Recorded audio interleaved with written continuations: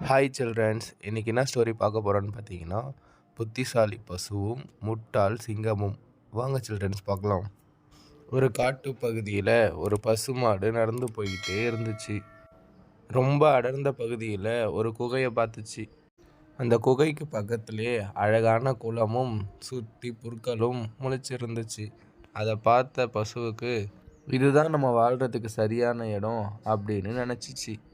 உடனே அந்த குகையை தன்னோட வீடு ஆக்கிக்கிட்டு அங்கேயே வாழ ஆரம்பிச்சுது.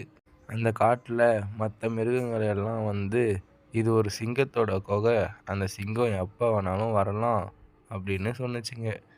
தன்னோட பலத்து மேலே இருக்கிற நம்பிக்கையிலையும் தன்னோட புத்திசாலித்தனத்து மேலே இருக்கிற நம்பிக்கையிலையும் அந்த பசுமாடு எப்படிப்பட்ட சூழ்நிலை வந்தாலும் சமாளிச்சிக்கலான்னு நினச்சிது. அப்படியே கொஞ்ச நாள் போச்சு. ஒரு நாள் குகைக்கு வெளியில் ஓய்வு எடுத்துகிட்டு இருந்தது அந்த பசுமாடு. ஓய்வு எடுத்துகிட்டு இருக்கும்போது அப்போது திடீர்னு அந்த சிங்கம் வந்துச்சு. சிங்கத்தை பார்த்த பசுமாடுக்கு திடீர்னு ஒரு பயம் எடுத்துக்கிச்சு. அடடா, இந்த சிங்கத்துக்கிட்ட இருந்து எப்படி தப்பிக்கிறதுன்னு யோசிச்சிச்சு பசு. உடனே குகையை திரும்பி பார்த்து, நண்பர்களே, அந்த சிங்கம் வந்துருச்சு, சமையலுக்கு தேவையான எல்லா வேலையும் பாருங்க அப்படின்னு சொன்னிச்சு பசு. இதை கேட்ட சிங்கத்துக்கு திடீர்னு ஒரு பயம் வந்துடுச்சு. இங்கே நிறைய பசுமாடுங்க இருக்கும் போல், நல்ல வேலை நம்ம கிட்டேக்க போகலை, இல்லைன்னா நம்மளை அடித்து சமைச்சு சாப்பிட்ருப்பாங்க அப்படின்னு நினச்சி ஓட ஆரம்பிச்சுது சிங்கம். போகிற வழியில் ஒரு நரியை பார்த்துச்சு சிங்கம். சிங்கராஜா சிங்கராஜா, ஏன் இப்படி பதறி அடிச்சுட்டு ஓடுறீங்க அப்படின்னு கேட்டுச்சு நரி. அதுக்கு அந்த சிங்கம் சொன்னிச்சு, என்னோட குகையில் நிறைய மாடுகள் வாழ்கிறாங்க, என்னை பார்த்ததும் அடித்து சமைச்சு சாப்பிட்றேன்னு பேசிகிட்டு இருந்தாங்க.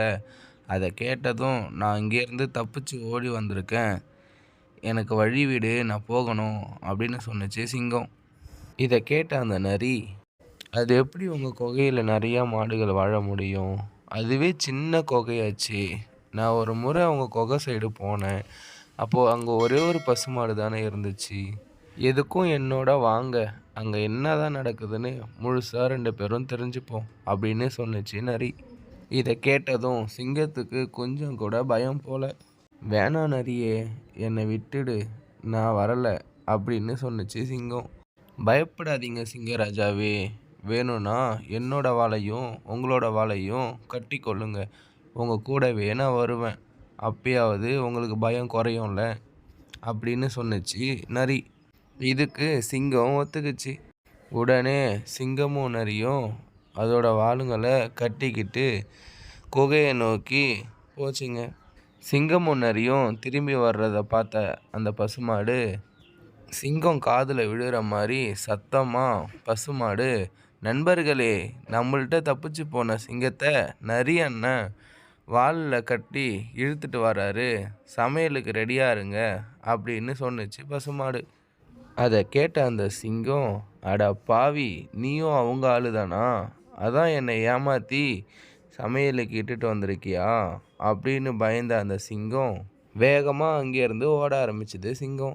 நரியோட வாலும் சிங்கத்தோட வாலும் ஒன்றா கட்டி இருக்கிறதுனால நரியை பரன்னு பிடிச்சி இழுத்துட்டு ஓட ஆரம்பிச்சுது சிங்கம். நடுவில் வந்த கொடி செடி முள் எல்லாத்துலேயும் பரன்னு பிடிச்சி இழுத்துட்டு போயிடுச்சு சிங்கம். குழந்தைகளே, இந்த கதையிலேருந்து நம்ம என்ன தெரிஞ்சுக்கிட்டோன்னா, நம்மளோட பலமும் புத்திசாலித்தனமும் என்றைக்கும் நமக்கு கைவிடாது. நாளைக்கு அடுத்த ஸ்டோரியில் பார்க்கலாம் சில்ட்ரன்ஸ். தேங்க்யூ ஃபார் வாட்சிங்.